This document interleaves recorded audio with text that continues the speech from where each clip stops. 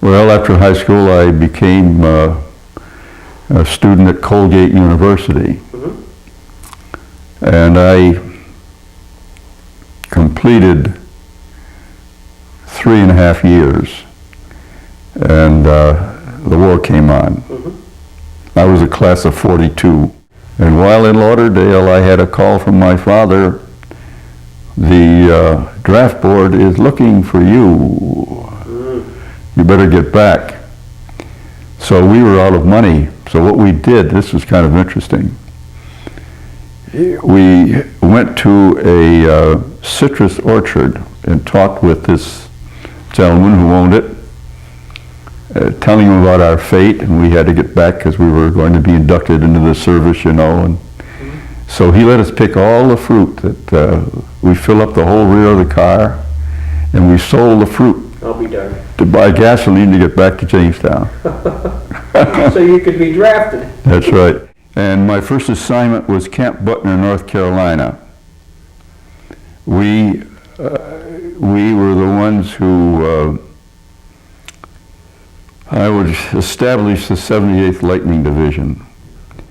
And I ended up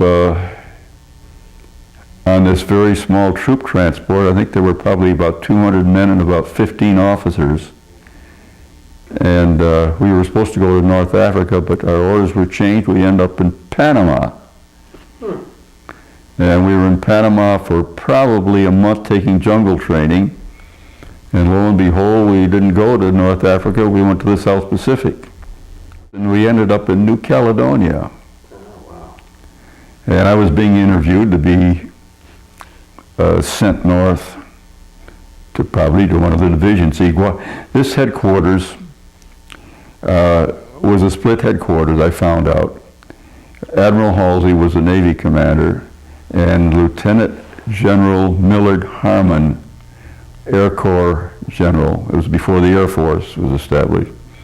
He was of the Jimmy Doolittle spats type, you know. Right. It was a split headquarters. And from this headquarters, Guadalcanal and the other battles of the Solomons were fought. And they brought this headquarters together with a lot of college professors and highly trained people. They had no military training. Right. And what I did, I trained them. And I was promoted immediately to first lieutenant. Now, I was there for quite a few months. It was like living in paradise, really. Here I was probably as well trained as any young second lieutenant, you know, civilian second lieutenant. But I ended up in this very plush situation. This is interesting. When I was in New Caledonia, I had a big first sergeant. His name was, no, he wasn't the first sergeant. He was the company clerk. Zappelli was his name. And he came into my office, my orderly room, tears streaming down his face. And I said, "What's the matter?" He was a corporal. And he said, "President Roosevelt died." Of course, I was brought up in a Republican family, so that didn't break my heart, really, you know. But a lot of the soldiers felt it. Really, he was much admired.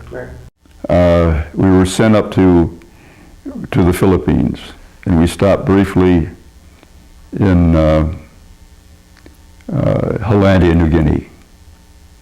We weren't there very long. Then we continued on to the Philippines. We went in through the Lingayen Gulf. The fighting had about finished, though, in the Philippines, and we had an encampment. They turned us kind of into military government, what we were. And so we were in the Philippines for some time, and I remember going up to Baguio, and the war ended. The atomic bombs came down. I saw Hiroshima from a distance. Really? I'll never forget that. Well, explain that. Well, just mass devastation. You couldn't believe it. And I had it was a linguist. It was a Japanese. He was my interpreter. And he took me to his village one time, and I'm telling you, we'd go up through the areas in Japan, and farmers' barns were shot full of 50 caliber machine gun. The Navy just laid off, they shot everything that moved. And landed at a place called Wakayama. It was about probably 35 miles down a little peninsula from Colby. And I was kind of the, well, we were a small company at the time. And the military government in this little town of the small city of Wakayama. And we were there. And then, of course, I had enough points to go home, but they said I was essential and I had to go on occupation duty. Of course, I hated it. My wife joined the Red Cross, and she was in Europe with the Red Cross, and she was going to return, and of course, here I was in Japan. And as I look back at it, I thought it was a marvelous experience. You couldn't believe the devastation in Japan and how they pulled out of it.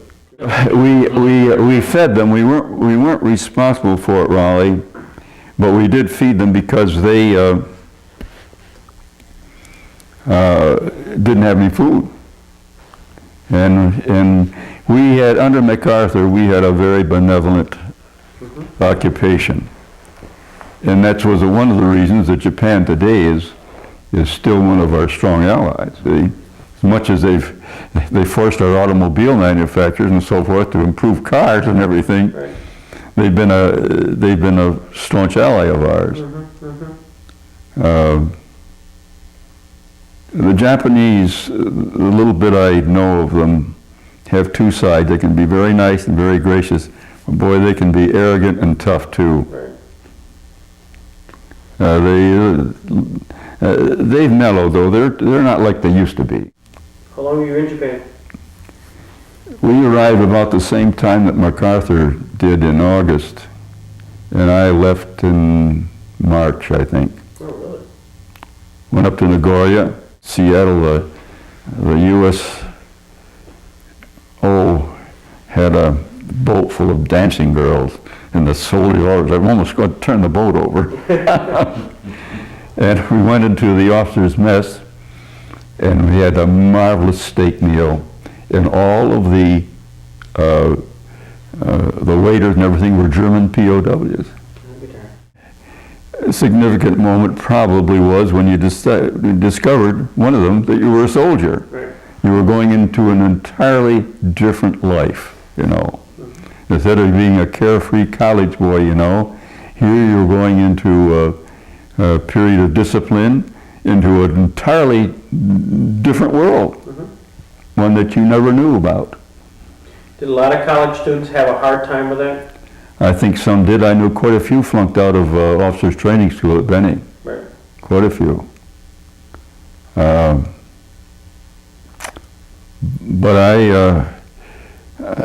anyone who went through World War II and survived it and wasn't wounded and returned basically had a great experience. No question about it. And the thing about it was that the whole country was behind you, see. It wasn't like Vietnam where these poor kids came back, you know, to emptiness in many ways. Right, right. So it was a different feeling entirely. But of course, one of my biggest challenges after being married for 3 days and being away for 30 months was to get to know my wife again. Oh, sure. So think about